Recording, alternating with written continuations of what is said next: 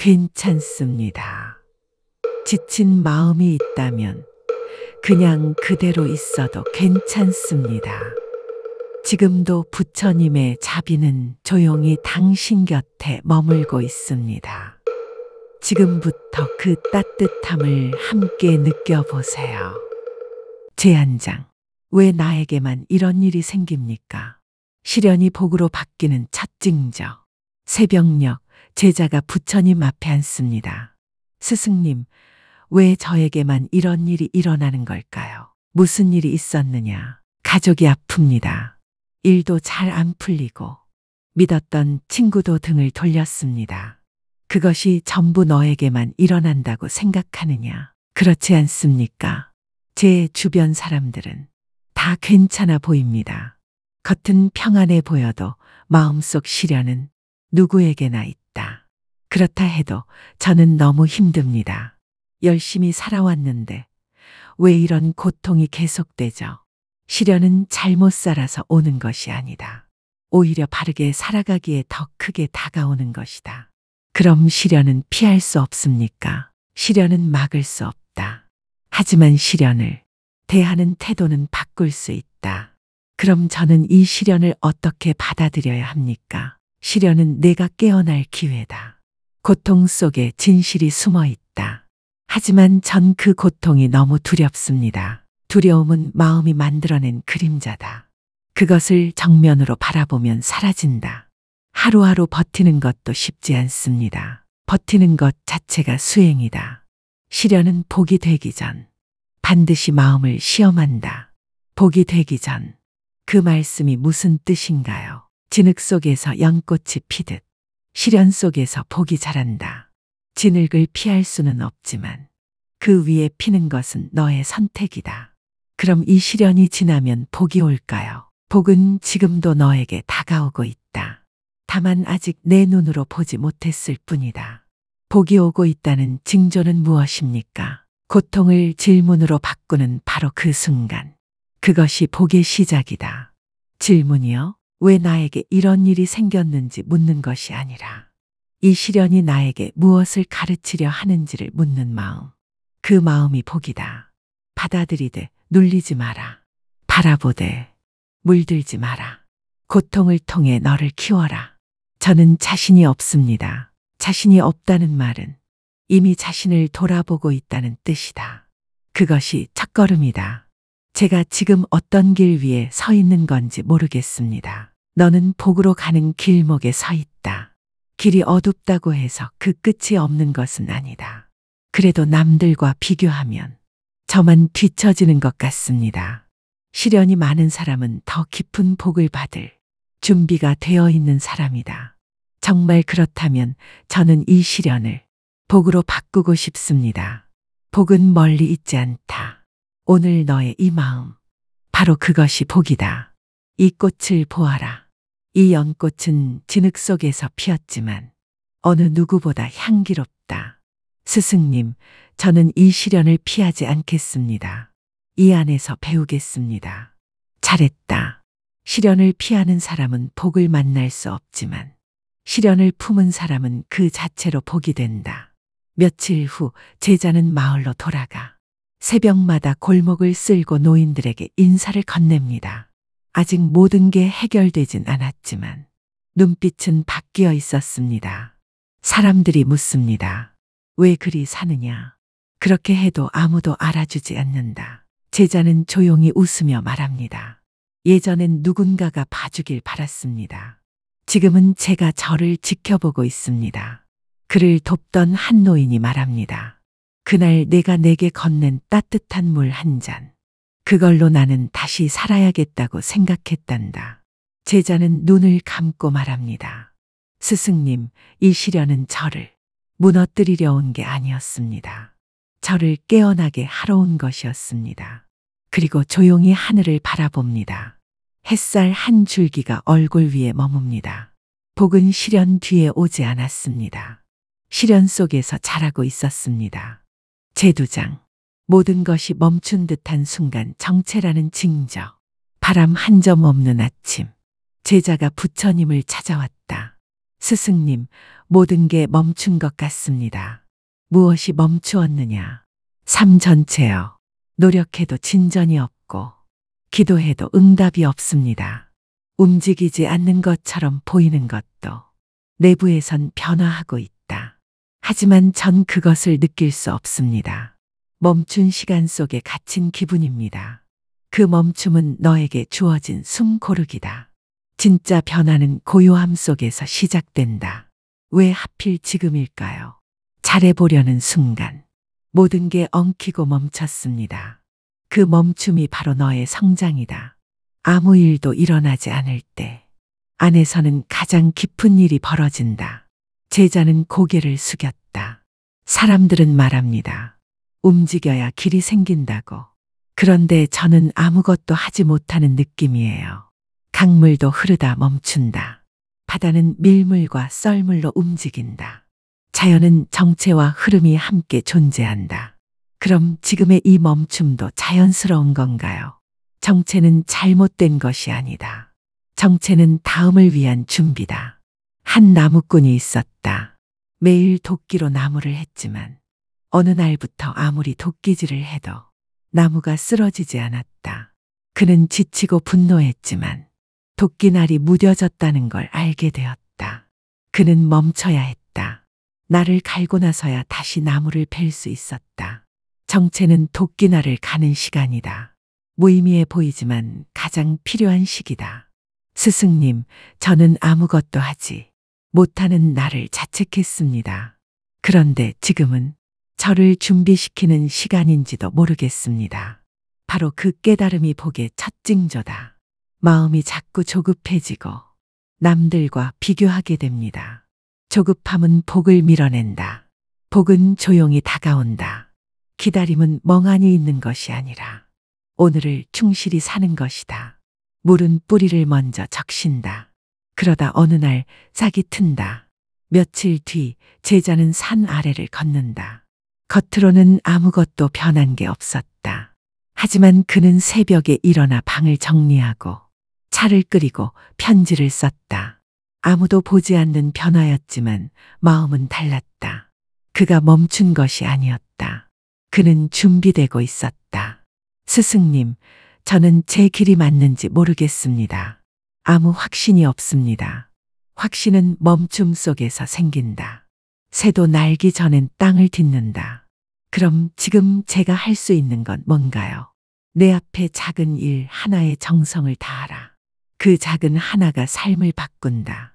그날 제자는 마을 어귀에서 풀을 뽑았다. 아무도 시키지 않았고 아무도 보지 않았다. 하지만 그날 그는 자신을 다잡았다. 그는 어릴 적 새벽마다 우물가를 쓸던 어머니를 떠올렸다. 아무리 힘들어도 그 일만큼은 꼭 했지. 멈춘 듯한 시간은 가장 중요한 시기였다. 스승님, 이 정체가 끝나면 무엇이 올까요? 아무도 모른다. 그러나 이 시간을 잘 보낸 자는 무엇이 와도 감당할 수 있다. 복은 눈에 보입니까?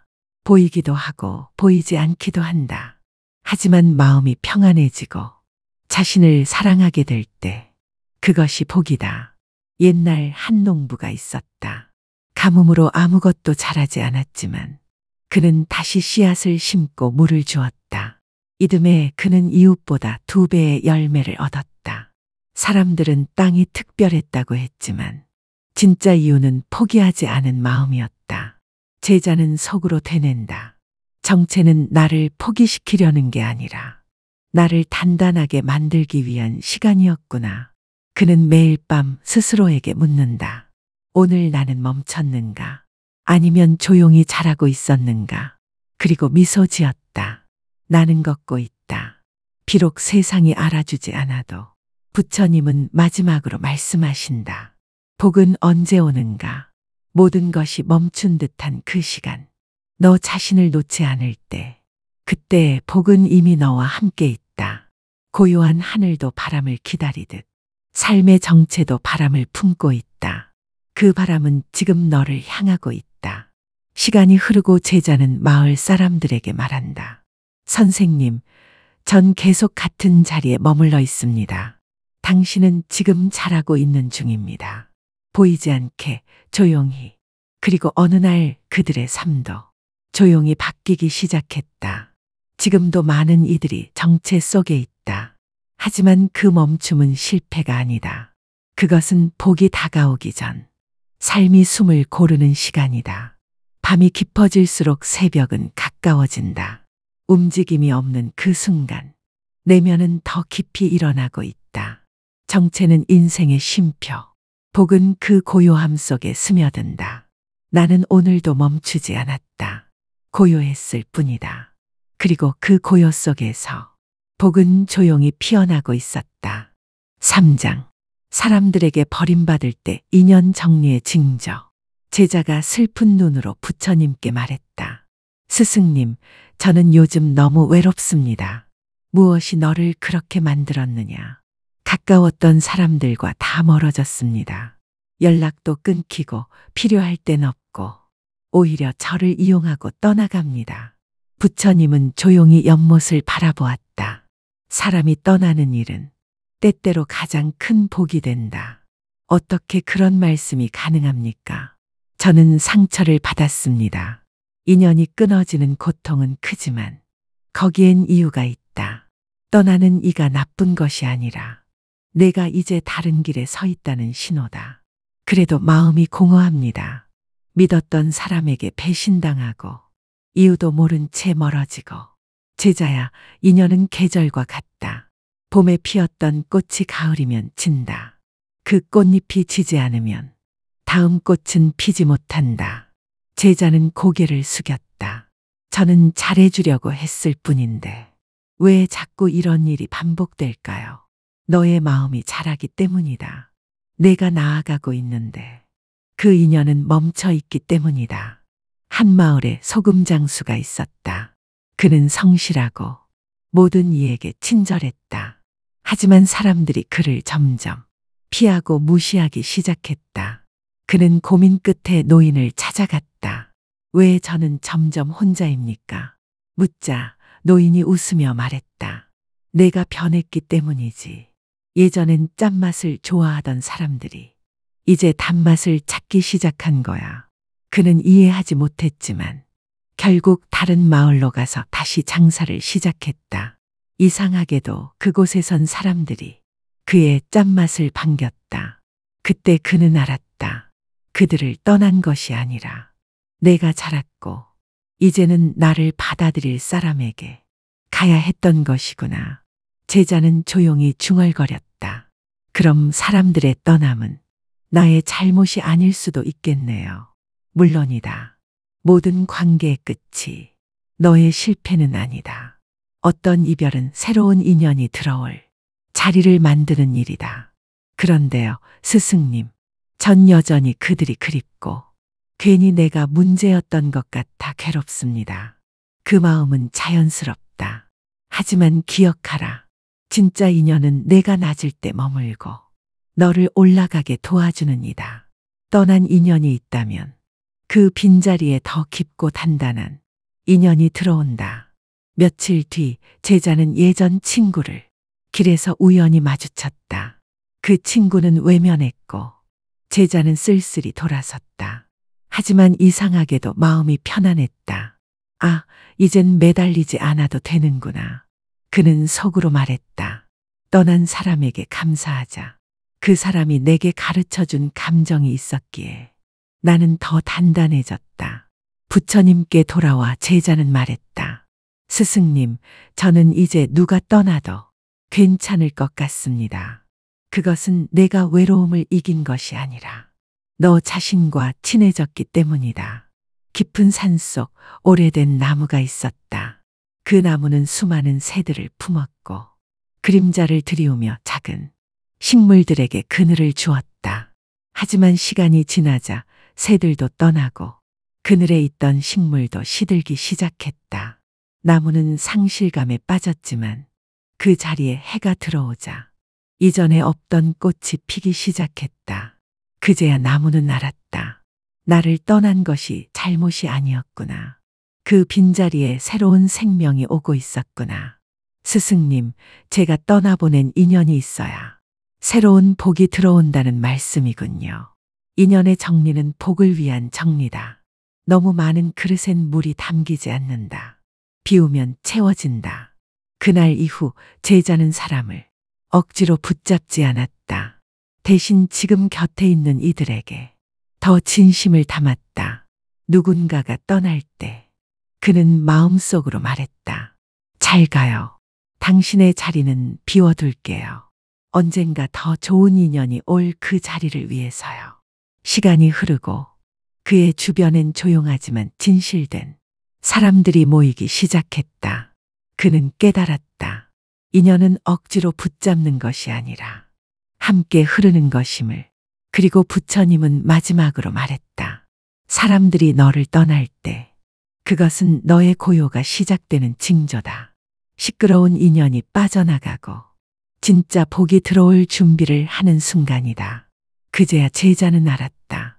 혼자라는 건 비어 있는 게 아니라 채워질 준비가 되었다는 뜻이구나. 제내장, 억울한 일을 자주 겪을 때 업이 사라지는 징조. 스승님, 저는 요즘 억울한 일만 생깁니다. 잘못한 것도 없는데 오해를 받고 조용히 있으면 더 나쁜 사람이 됩니다. 억울함이란 업이 빠져나가는 통로다.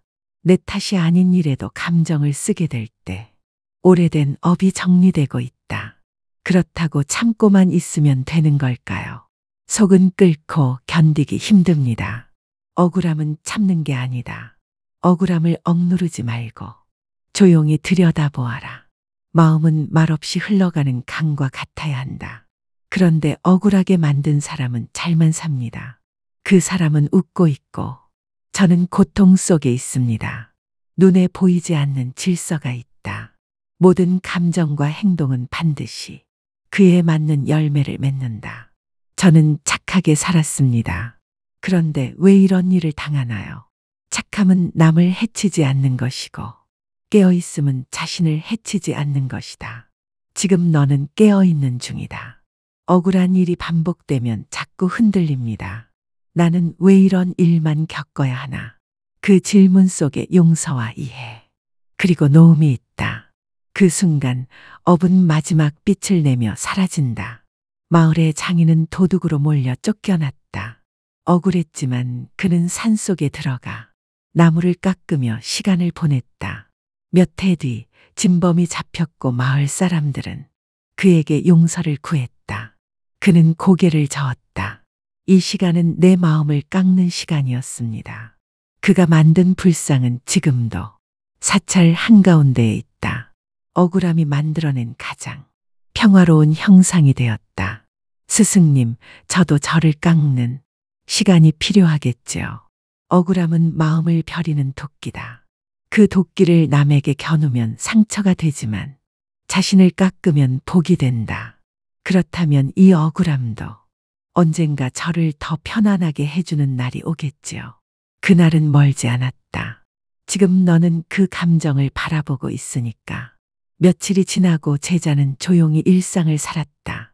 그를 오해했던 이들이 다시 다가와도 그는 웃었다. 그는 더 이상 과거에 머물지 않았다. 그는 말없이 하루를 살았고 자신 안의 울림을 따라 걸었다. 스승님, 저는 이젠 억울함에 휘둘리지 않습니다. 그 감정을 끌어안고 조용히 흘려보냅니다. 그 마음이 바로 복이다. 감정을 이겨내는 것이 아니라 감정을 안고도 흔들리지 않는 것. 그것이 업을 끊는 힘이다. 이야기, 무시당한 스님. 사찰에서 무시받던 스님이 매일 억울함을 품고 울었다. 그러던 어느 날 한 아이가 물었다. 왜 이렇게 참으세요? 스님은 말했다. 지금 이 억울함이 사라지면 내 마음엔 복이 자리를 잡게 될 것이다. 세월이 흘러 그는 누구보다 자비로운 스님이 되었다. 억울함이 그를 따뜻한 사람으로 바꿔놓았던 것이다. 제자도 마찬가지였다. 그는 이제 억울함을 통해 누군가를 품는 사람이 되었다. 억울함을 이긴 사람이 아니라 억울함을 껴안고 자비로 바꾼 사람이었다. 그리고 어느 날 그는 스스로에게 편지를 썼다. 그동안 수고했어. 억울함에 흔들리지 않고 스스로를 다치게 하지 않은 너에게 그 감정마저 품어줘서 고마워. 그날 밤 그는 오랜만에 평화롭게 잠들었다. 시간이 흐르자 억울했던 날들은 더 이상 상처가 아니었다. 그날들은 자신을 단단하게 만든 시간으로 남아 있었다. 스승님, 이제 저는 묻습니다. 이 감정이 지나고 나면 나는 어떤 사람이 될까? 그 질문 속에 복이 있다. 그 물음은 너를 안으로 데려가고 그 안에서 복이 자란다. 억울함은 업의 마지막 조각이다. 그 조각이 떨어져 나갈 때 너는 더 이상 과거에 속하지 않는다. 그때 너는 진정으로 자유롭다. 그리고 그 자유는 가장 맑은 복이 된다. 제5장. 작은 것에도 감동받을 때 마음이 맑아지는 징조. 스승님, 요즘 저는 이유 없이 눈물이 납니다. 무엇을 보고 그렇게 눈물이 나는가? 그냥 바람이 부는 걸 보고, 아이가 웃는 걸 보고, 해가 지는 하늘을 보면 마음이 먹먹해집니다. 그건 좋은 징조다. 마음이 맑아지고 있다는 뜻이다. 괜히 저 혼자만 감성적인 것 같고, 남들 앞에선 창피하기도 합니다. 감동은 감정이 아니다. 감동은 영혼이 깨어나는 첫 움직임이다. 아무 일도 아닌 것에 마음이 흔들릴 때 내 마음은 고요 속으로 접어들고 있는 중이다. 전엔 무뎠습니다. 매일 바쁘게만 살았고 멈춰서 본 적도 없었습니다. 삶이 무겁고 거칠 땐 감정도 무뎌진다. 하지만 마음이 정화되기 시작하면 작았던 것들이 다시 빛나기 시작한다. 그럼 저는 지금 마음이 정화되고 있는 걸까요? 그렇다. 마음이 맑아질 때 세상이 새롭게 느껴진다. 그때 작은 것에도 눈물이 흐르고 말 없는 것에도 고개를 숙이게 된다. 며칠 동안 그는 더 많은 감정을 느꼈다. 햇살에 반짝이는 이슬방울을 보고 새벽 공기 속에서 고마움을 느끼고 우연히 마주친 노인의 인사의 마음이 따뜻해졌다. 사람들은 그를 감성적이라 했지만 그는 이제 안다. 이 감정은 흔들리는 것이 아니라 깨어나는 것이었다. 스승님, 마음이 맑아지면 왜 세상이 더 아프게 느껴질까요? 그건 내가 이제 세상을 나 아닌 시선으로 보기 시작했기 때문이다. 타인의 고통이 너의 고통처럼 느껴질 때 자비에 가까워지고 있는 것이다. 깊은 숲길을 걷던 한 나그네는 작은 들꽃 하나의 발길을 멈췄다. 그 꽃을 오랫동안 바라본 그는 문득 중얼거렸다. 나는 이렇게 아름다운 걸 스쳐 지나가고 있었구나. 그날 이후 그는 꽃을 꺾지 않았고 말 없는 것들의 말을 들으며 살았다. 감동은 세상의 속삭임이다. 그 속삭임을 들을 수 있는 사람은 복을 받을 준비가 된 사람이다. 스승님, 저는 이제 자극적인 것보다 고요한 것이 좋습니다. 조용한 나무 벤치, 바람 소리, 새 소리, 그 속에서 위로를 받습니다. 그건 마음이 제자리로 돌아왔다는 증거다. 본래의 마음은 단순하고 그 단순함 안에 깊은 평화가 있다. 예전엔 많이 가져야 행복하다고 생각했지만 지금은 적을수록 가벼워지는 걸 느낍니다. 많음은 마음을 흩어지게 하고 작음은 마음을 모이게 한다. 그 모인 마음 위에서 감동이 피어난다. 감동이 자주 오는 사람은 어떻게 살아야 할까요? 그 마음을 지켜라. 그 마음 위에 자비가 머물고 그 자비 위에 복이 머문다. 어느 날 제자는 길가에 쓰러진 새끼 고양이를 발견했다. 예전 같았으면 바쁘다며 지나쳤겠지만 이번엔 멈춰섰고 고양이를 따뜻하게 품어주었다. 그날 밤 그는 깊은 잠에 들었다. 작은 생명을 돌본 하루가 그의 마음을 더 깊게 만들어 주었다. 스승님, 저는 누군가의 친절에 쉽게 울컥합니다. 사소한 배려에도 마음이 젖습니다. 그 눈물은 복이 들어왔다는 신호다. 가슴이 따뜻해졌다는 건 복이 자리를 잡았다는 뜻이다. 그는 마음속에 한 문장을 새겼다. 감동은 깨달음이 조용히 머무는 자리다. 그는 더 이상 감정을 숨기지 않았다. 감정은 부끄러운 게 아니었다. 그것은 가장 인간적인 빛이었다. 비 오는 날 모두가 우산을 쓰고 걸음을 재촉했다. 한 노인은 비를 맞으며 천천히 걸었다. 그는 하늘을 보며 말했다. 이 비는 나를 피하지 않았으니 나도 피하지 않겠다. 그 말에 한 아이가 우산을 씌워주었다. 노인은 미소 지으며 말했다. 이게 감동이란다. 말없이 주는 것, 말없이 받는 것. 그 이야기를 들은 제자는 생각했다. 나도 그런 사람이 되고 싶다. 그날 이후 그는 더 조용히 더 자주 멈췄다. 꽃을 보면 멈췄고 노을을 보면 눈을 감았다.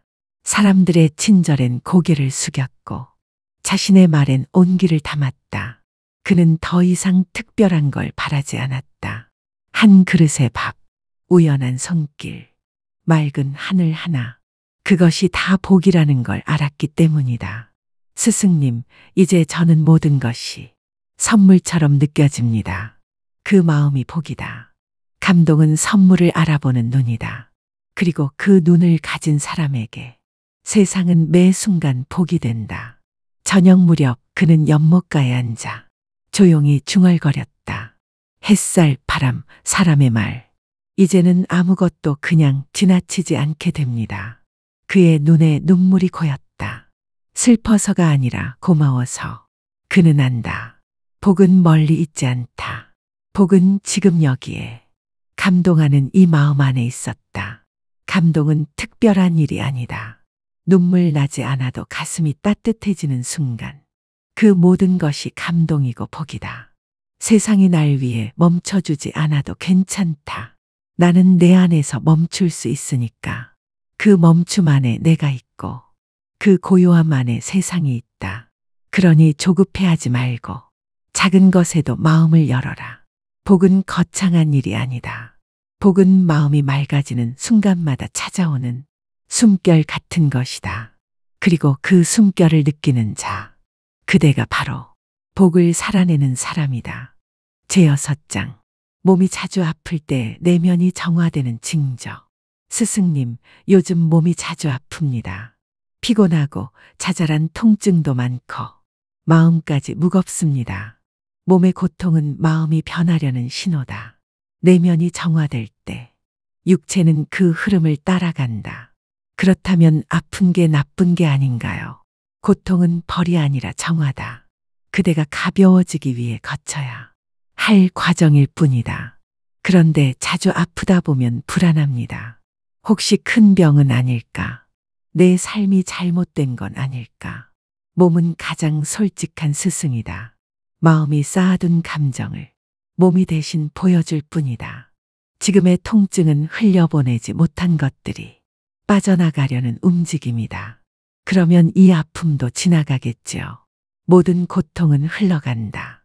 그 고통 속에서 너는 너를 더 깊이 알게 될 것이다. 어느 날 제자는 부처님과 산길을 걷다. 무릎을 움켜쥐고 주저앉았다. 걷는 것도 쉬는 것도 모두 아팠다. 그대는 매일 마음에 짐을 지고 걸었다. 이제는 그 짐을 내려놓아야 할 때다. 어떤 짐을요? 과거의 후회, 쌓인 미움, 스스로를 몰아붙인 기대들. 그 모든 것이 몸속에 고스란히 쌓여 있었다. 한 농부가 키운 나무가 병들었다. 잎은 마르고 열매는 없고 농부는 베어버리려 했지만 노인이 말했다. 이건 죽음이 아니라 회복의 시작입니다. 병이 빠져나가고 있는 중입니다.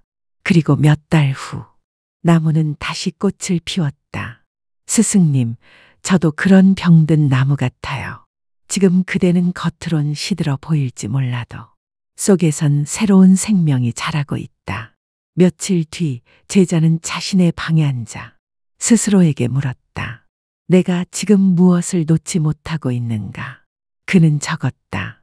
후회, 미움, 인정욕, 자기 비난, 그리고 그 종이를 접어 창문 바람에 날려보냈다. 몸은 여전히 아팠지만 그의 마음은 이상하게 편안했다. 스승님, 고통은 어떻게 견딜 수 있습니까? 싸우지 말고 받아들이라. 고통도 친구처럼 대하라. 친구요? 고통은 말한다. 지금은 멈춰야 할 때다. 너를 더 아껴야 한다. 이후 그는 아픈 날엔 더 천천히 걷고 더 많이 쉬고 스스로에게 더 부드러워졌다. 이제는 말할 수 있었다. 괜찮아. 아플 수 있어.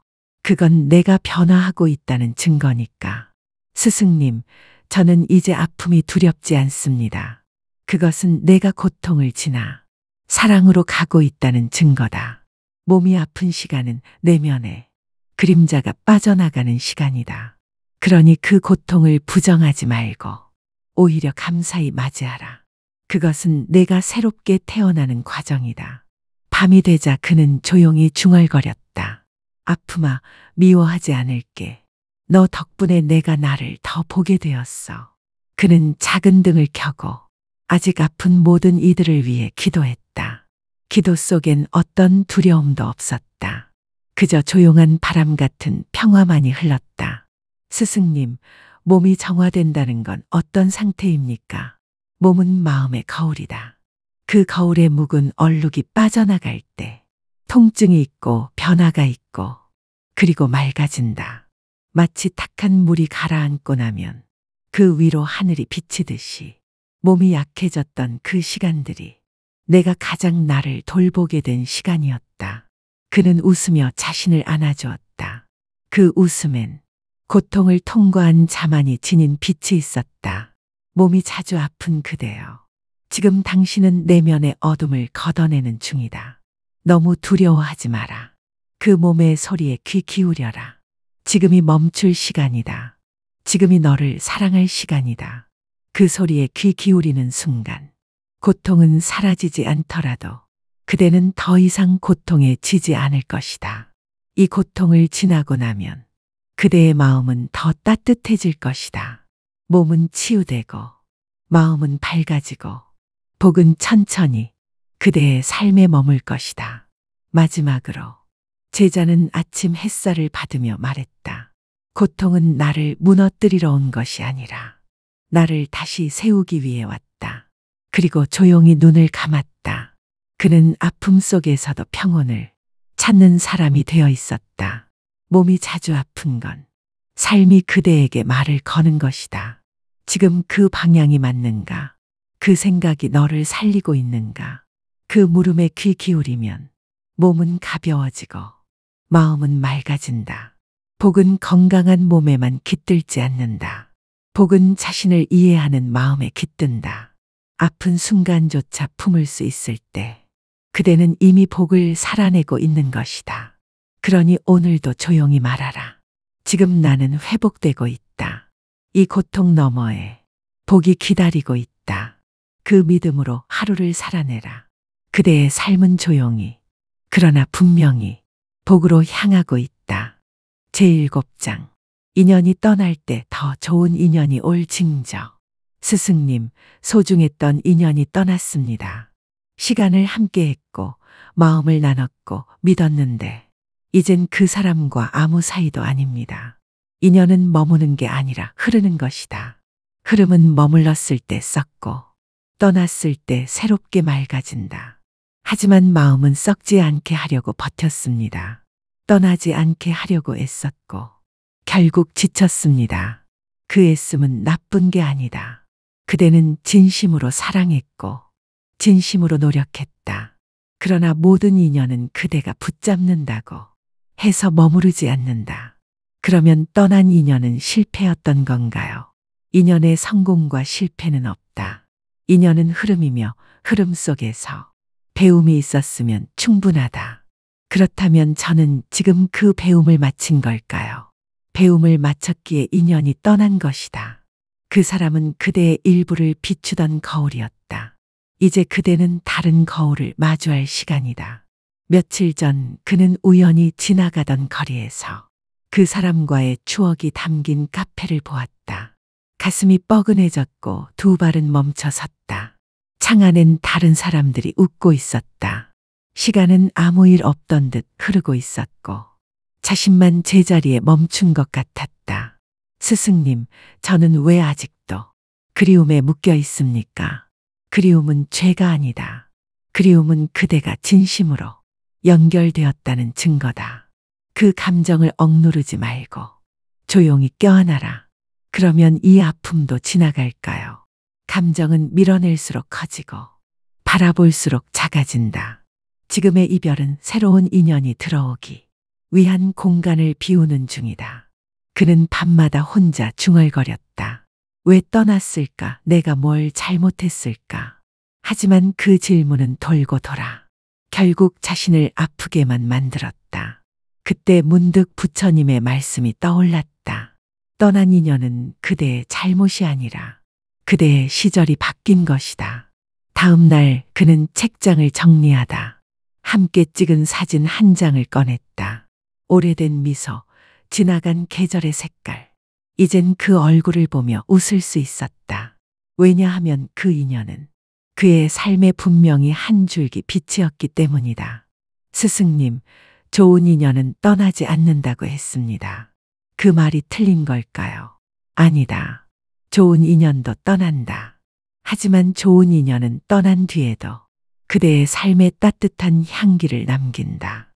한 나비가 매일 한 송이 꽃을 찾아왔다. 꽃은 그 나비를 기다렸고 바람 속에서도 꿋꿋이 피어 있었다. 하지만 어느 날 나비는 돌아오지 않았다. 꽃은 울지 않았다. 그저 햇빛을 더 깊이 받으며 그 자리에서 조용히 피어났다. 며칠 후 새로운 나비가 날아왔다. 그 꽃은 예전보다 더 아름다웠고 더 향기로웠다. 떠난 인연은 다음 인연이 머무를 자리를 만든다. 그는 점점 달라졌다. 과거의 인연을 부정하지 않았고 감사하면서도 놓을 줄 알게 되었다. 그 감정이 미련이 아닌 성숙한 이별임을 알게 되었다. 그리고 깨달았다. 인연이 떠날 땐 아프지만 그 아픔이 지나면 나는 더 단단해진다. 스승님, 새 인연은 언제 옵니까? 인연은 찾는다고 오는 것이 아니다. 그대가 준비될 때 인연은 스스로 찾아온다. 준비된다는 건 어떤 의미입니까? 마음을 닫지 않는 것이다. 떠난 이에게 상처 입고 다시는 누구에게도 열지 않겠다고 닫아버리면 새 인연도 길을 잃는다. 그럼 저는 지금 무엇을 해야 하나요? 이전 인연에 진심을 다한 자신을 스스로 안아주는 것이다. 그 애씀을 이해하고 그 마음을 위로해 주어라.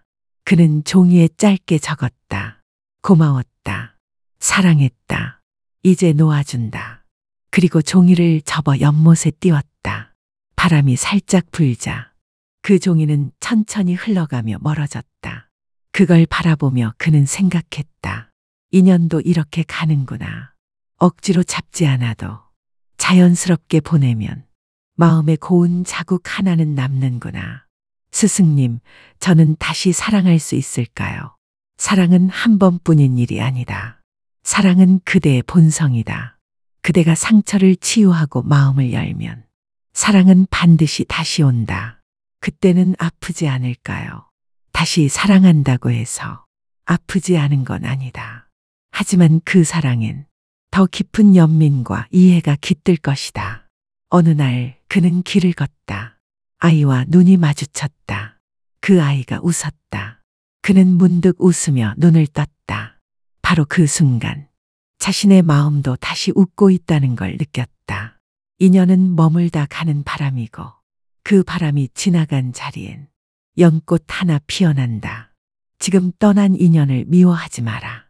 그 인연이 있었기에 지금의 너도 있다. 그러니 기억하라. 인연이 떠날 때는 삶이 너에게 다시 말 걸려는 순간이다. 새로운 계절이 오기 위해 지난 계절이 스스로 물러나는 것이다. 그 자리엔 이전보다 더 깊고 따뜻한 사람이 그대를 향해 다가올 것이다. 제8장 삶이 고요해질 때 마음이 깊어지는 징조. 스승님, 요즘 제 삶이 너무 조용해졌습니다. 친구도 줄었고 할 말도 줄었고 무엇보다 예전처럼 들뜨는 일도 없습니다. 그것은 나쁜 것이 아니다. 삶이 고요해질 때 마음은 깊어지기 시작한다. 전에는 사람들과 북적이는 게 좋았습니다. 뭔가를 하지 않으면 불안했는데 요즘은 가만히 있는 게 편합니다. 그대는 이제 바깥의 소리보다 안쪽의 소리에 더 귀 기울이게 된 것이다. 하지만 이렇게 조용해도 괜찮은 걸까요? 왠지 뒤처지는 것 같고 세상에서 멀어진 것 같기도 합니다. 삶이 멈춘 것이 아니라 그대가 깊어지고 있는 중이다. 시끄러움은 넓이를 주지만 고요함은 깊이를 준다. 며칠 전 제자는 혼자 숲길을 걸었다. 새소리, 바람소리, 나뭇잎의 흔들림. 아무도 없고 아무 말도 없는데 그 안에서 이상하리만치 편안함을 느꼈다. 예전에 나는 이런 시간이 외로웠을 텐데 지금의 나는 이 시간이 감사하다. 고요함이 외로움으로 느껴질 때가 있고 고요함이 평화로 다가올 때가 있다. 그 차이는 그대의 마음이 어디에 있는가에 달려 있다. 스승님, 왜 삶이 조용해질수록 불현듯 과거가 떠오릅니까? 고요는 마음의 먼지를 드러낸다. 그동안 미뤄뒀던 생각들이, 묻어뒀던 감정들이 그제야 떠오르기 시작하는 것이다. 그럼 이 조용함이 오히려 마음을 아프게 만들 수도 있다는 건가요? 아니, 아프게 하는 것이 아니라 치유가 시작된다는 뜻이다. 상처는 고요할 때 드러난다. 그리고 드러나야만 비로소 치유될 수 있다. 옛날 마을 한가운데 깊은 우물이 있었다. 물은 맑았지만 늘 뿌연 흙탕물처럼 보였다. 어느 날 누군가 말없이 우물 옆에 앉아 하루 종일 아무것도 하지 않았다. 그러자 흙탕물은 가라앉았고 우물 바닥엔 하늘이 비쳤다. 우물은 원래 맑았던 것이다. 흔들림이 많아 보이지 않았을 뿐 마음도 그렇다. 고요 속에 앉아야 비로소 본래의 빛이 드러난다. 요즘은 예전 친구들과도 연락이 뜸해졌습니다. 가까웠던 이들과도 점점 멀어지는 기분입니다. 그대가 달라진 것이다. 아니, 그대가 깊어진 것이다. 깊어진 사람은 모든 관계를 떠나 먼저 자기 자신과 가까워진다. 외롭지 않은가요? 외로움은 사람과의 거리가 아니라 자기 자신과의 거리에서 생긴다. 그대가 자신과 가까워지면 세상과 거리가 있어도 외롭지 않다. 스승님, 제가 너무 멈춰 있는 건 아닐까요? 예전에는 열심히 달렸는데 지금은 아무것도 하지 않는 듯합니다. 아무것도 하지 않는 시간은 모든 것이 자라는 시간이다. 꽃도 피기 전엔 멈춰 있고 열매도 익기 전엔 고요 속에 있다. 삶의 고요는 그대가 자라고 있다는 신호다. 그는 어느 날 하루를 아무 말 없이 보냈다. 휴대폰도 꺼두고 책도 펴지 않았다. 창밖만 바라보고 바람만 들었다. 그런데 그 시간이 그 어느 때보다 평화로웠다. 무언가 하지 않아도 괜찮다는 걸 처음으로 느꼈다. 스승님, 이 고요한 시간이 두렵지 않습니다. 오히려 이 안에서 제가 누구인지 더 또렷이 보입니다. 그것이 바로 깊어진 마음의 힘이다. 고요 속에서 흔들리지 않는 중심이 생긴다. 그날 밤 그는 조용히 등을 켰다. 그리고 아무 말도 하지 않고 자신의 숨소리만 들었다. 삶은 이렇게 조용해지며 천천히 깊어지고 있었다. 깊은 산속 달빛만 흐르는 밤, 한 스님이 혼자 앉아 있었다. 제자는 묻는다. 스님, 혼자서 외롭지 않으십니까? 스님은 웃으며 말했다. 나는 나와 함께 있으니 외롭지 않다. 그 말이 마음에 남았다. 그는 고요해질수록 자신이 보였고 자신이 보일수록 세상과의 조화가 쉬워졌다. 고요는 멀어지는 게 아니라 내 안으로 가까워지는 길이었다. 스승님, 고요함을 잘 살아가려면 어떻게 해야 할까요? 고요를 목표로 삼지 마라.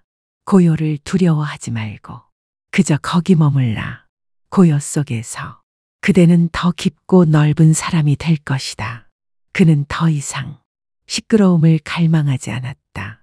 침묵 속에서 자신의 소리를 들을 수 있었기 때문이다. 삶이 조용해졌다고 느낄 때 그대는 성숙의 길을 걷고 있다. 사람이 떠나고 일이 줄고 할 말이 줄어들어도 괜찮다. 그 고요 속에 가장 단단한 복이 깃든다.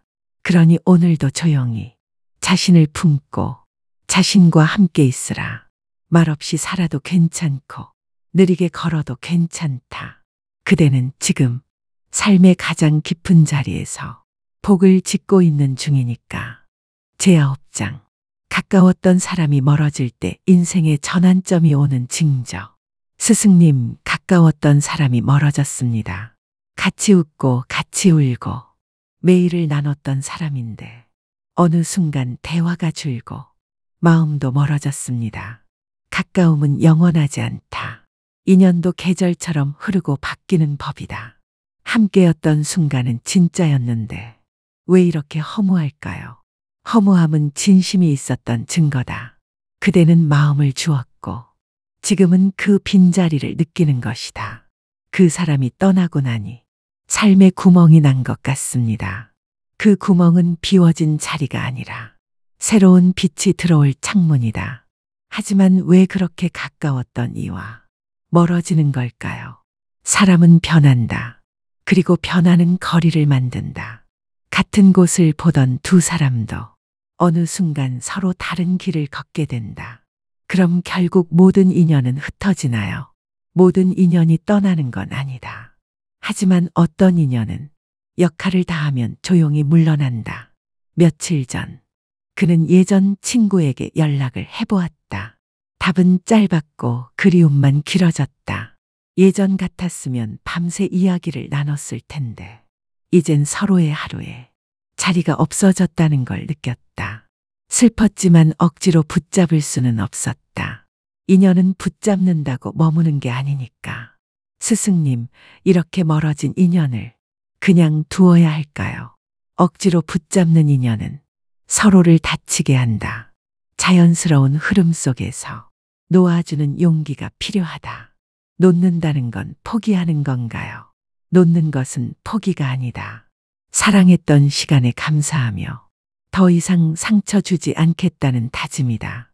그는 혼자 걸으며 함께 웃던 골목길을 지나쳤다. 기억은 선명했지만 마음은 더는 무겁지 않았다.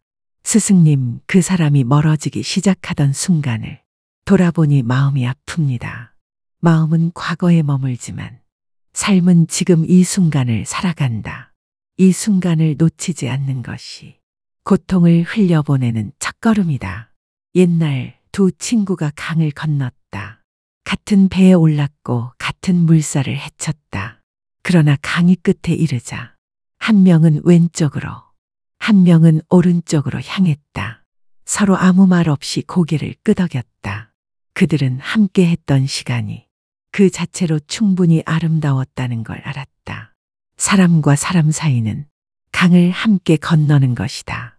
언제까지 같은 길을 갈 순 없어도 함께한 시간은 강처럼 흐른다. 그는 깨달았다. 멀어진 인연을 미워하지 않기로. 그 사람은 내 인생의 한 시절의 빛이었다. 그리고 나는 그 빛으로 지금 이 길을 더 잘 걷고 있다. 스승님, 때로는 멀어지는 것이 성장의 과정이라는 걸 이제야 알겠습니다. 맞다. 멀어짐은 단절이 아니라 성숙의 신호다. 진짜 인연은 멀어져도 마음 어딘가에서 여전히 그대를 돕고 있다. 그는 예전보다 더 고요해졌고 조금 더 단단해졌다. 누군가를 다시 만나도 언젠가 멀어질 수도 있다는 걸 안다. 그래서 더 따뜻하게 대하고 더 깊이 마음을 준다. 떠남이 두렵지 않다는 건 그만큼 자신이 자란 증거다. 스승님, 이제는 묻지 않겠습니다. 왜 멀어졌는지, 왜 변했는지 그 인연이 제게 가르쳐 준 것만 고이 간직하겠습니다. 그대는 이별을 통해 자신을 더 사랑하는 법을 배웠다. 그것이 인연이 남긴 가장 큰 선물이다. 한 나무는 햇볕이 잘 드는 언덕에 있었고 다른 나무는 그 옆 그늘에 있었다. 두 나무는 함께 자라며 수년간 서로의 바람막이 되어주었다. 하지만 세월이 흘러 둘은 점점 뿌리를 다른 방향으로 내리기 시작했다. 더 이상 서로를 지지할 수 없었고 결국 다른 방향을 바라보게 되었다. 그렇다고 그들이 적이 된 것은 아니었다. 그들은 각자의 방향에서 서로의 기억 속에 아름답게 남았다. 모든 인연은 같이 자랄 시기가 있고 따로 설 시기가 있다. 그는 이제 멀어진 인연을 원망하지 않는다. 그리움이 찾아와도 그 인연이 자신을 더 깊게 만들었다는 걸 안다. 그대가 바뀌고 있다는 건 곧 새로운 전환점이 온다는 뜻이다. 멀어진 자리는 새로운 만남의 공간이 된다. 스승님, 저는 지금 그 공백을 조용히 지켜보겠습니다. 그래, 그 자리에 삶이 또 다른 선물을 가져다 줄 것이다. 그러니 인연이 멀어질 땐 억지로 붙잡지 말고 조용히 그 자리에 감사의 마음을 놓아두어라. 떠나는 건 끝이 아니다. 다음 시절이 다가온다는 신호일 뿐이다. 제10장, 예상치 못한 일이 생길 때 업장이 소멸되는 징조. 스승님, 요즘 이상한 일이 자주 일어납니다. 계획대로 되는 일이 없고 기대하지 않은 일들이 계속 생깁니다. 그대의 삶이 변하고 있다는 증거다. 예상 밖의 일은 업이 움직이는 흔적이다. 업이 움직인다고요. 지금까지 쌓인 과거의 흔적들이 소멸되기 시작할 때 삶은 흔들리는 것처럼 보인다. 그럼 이 흔들림이 나쁜 건가요? 아니다. 흔들림은 정리의 과정이다. 지나간 것들이 빠져나가고 새로운 것이 들어오기 위한 준비다. 며칠 전 그는 오랜 시간 준비해온 일이 갑자기 무산되었다. 이해도 안 됐고 받아들이기도 어려웠다. 왜 이런 일이 벌어졌을까? 도대체 무엇이 잘못된 걸까? 그는 부처님께 물었다. 왜 이렇게 예기치 못한 일이 계속 생깁니까? 그대가 업을 비우고 있기 때문이다. 지나간 기억, 감정, 집착들이 마지막으로 흔들리고 있는 중이다. 하지만 저는 준비도 했고 성실히 살아왔는데 왜 이런 일이 일어나나요? 성실함은 업을 더 빠르게 녹인다. 그대가 열심히 살았기 때문에 오히려 지금 업장이 드러나는 것이다. 스승님, 그럼 나쁜 일이 아니라 좋은 일입니까? 그렇다. 예기치 못한 일은 삶이 정화되는 방향으로 궤도를 틀고 있다는 신호다. 겉으론 불안하고 혼란스러울지 몰라도 속으론 길이 열리고 있다. 그는 밤마다 잠들기 전에 이렇게 중얼거렸다. 왜 나에게 이런 일이? 왜 지금 이 시기에? 하지만 어느 날 문득 그 질문을 멈췄다. 질문을 멈추자 마음이 조용해졌다. 답은 원래 마음속에 있었기 때문이다. 스승님, 그럼 업장은 무엇입니까? 업장이란 과거의 행위가 남긴 찌꺼기다. 그 찌꺼기가 마음과 삶에 쌓이면서 삶의 흐름을 막는다. 그 찌꺼기가 빠져나갈 때 혼란, 이별, 실패, 오해, 충돌이 생긴다. 그럼 지금 저는 업장이 빠져나가는 중입니까? 그렇다. 고요한 물에 흙탕물이 일어날 때 그건 더러운 게 아니라 정화가 시작되었다는 뜻이다. 옛날 어느 마을에 맑은 물을 원하던 노인이 있었다. 노인은 매일 정화된 물을 원했지만 항상 물이 탁했다. 그러던 어느 날 한 스님이 그 물을 그대로 가마솥에 붓고 불을 피웠다. 물이 끓기 시작하자 바닥에 찌꺼기가 모두 떠올랐고 노인은 그것을 걷어냈다. 스님, 이건 무엇입니까? 스님은 웃으며 말했다. 끓이지 않으면 떠오르지 않는다. 떠오르지 않으면 버릴 수 없다. 그 말은 그의 마음속 깊이 새겨졌다. 스승님, 제 삶이 지금 끓고 있는 것 같습니다. 조용했던 일이 흔들리고 믿었던 사람이 등을 돌리고 하던 일이 멈췄습니다. 잘 보고 있구나. 그 모든 일은 업이 떠오르고 있는 과정이다. 그럼 저는 지금 어떤 태도를 가져야 할까요? 흔들리는 것을 두려워하지 말고 그 흔들림을 지켜보라. 불안해하지 말고 일어나는 일들을 있는 그대로 바라보라. 그는 하루하루를 되도록 천천히, 되도록 조용히 살았다. 예상치 못한 일에도 화내지 않으려 애썼고 억지로 원인을 따지지 않았다. 그 과정 속에서 문득 마음이 가벼워지는 걸 느꼈다. 스승님, 삶이 계획대로 되지 않아도 이제는 괜찮습니다. 그대는 이제 삶을 통제하려 하지 않고 삶과 함께 흐를 줄 알게 된 것이다. 그것이야말로 복이 시작되는 상태다. 어느 날 그는 잃어버렸던 물건 하나를 찾았다. 그 순간 오래된 감정이 하나 떠올랐고 그는 조용히 울었다. 그 눈물은 슬픔이 아니라 정화의 눈물이었다. 스승님, 그 눈물이 나를 가볍게 만들었습니다. 눈물은 마음의 샘이다. 그 샘이 열릴 때 업장은 사라지고 자비는 들어온다. 스승님, 앞으로 또 무슨 일이 일어날지 두렵지 않습니다. 두려움은 모르는 데서 오고 자유는 받아들이는 데서 온다. 그대는 이제 받아들일 수 있는 사람이 되었다. 그러니 지금 이 순간부터 그대의 삶엔 복이 자라기 시작할 것이다. 한 나무가 봄을 맞이해 조용히 꽃을 피우고 있었다. 그 순간 갑자기 돌풍이 몰아쳤고 많은 꽃잎이 흩날렸다. 꽃은 떨고 있었지만 곁에 바위가 말했다. 꽃아, 바람이 너를 망친 게 아니야. 더 강하게 뿌리 내리게 해주는 중이야. 그 말에 꽃은 웃었다. 다시 피워낼 줄 알았기 때문이다. 그는 이제 안다. 예상치 못한 일은 복이 되기 위한 통로이고 흔들림은 정화를 위한 필연이라는 것을. 그러니 그대여, 지금 아무리 일이 뒤엉켜 보여도 절망하지 마라. 업장이 빠져나간 자리에 그대가 찾던 평온이 깃들 것이다. 그리고 그 순간 그대는 알게 될 것이다. 모든 뜻밖의 일은 결국 내 삶을 복으로 데려오는 은밀한 초대장이었다는 것을.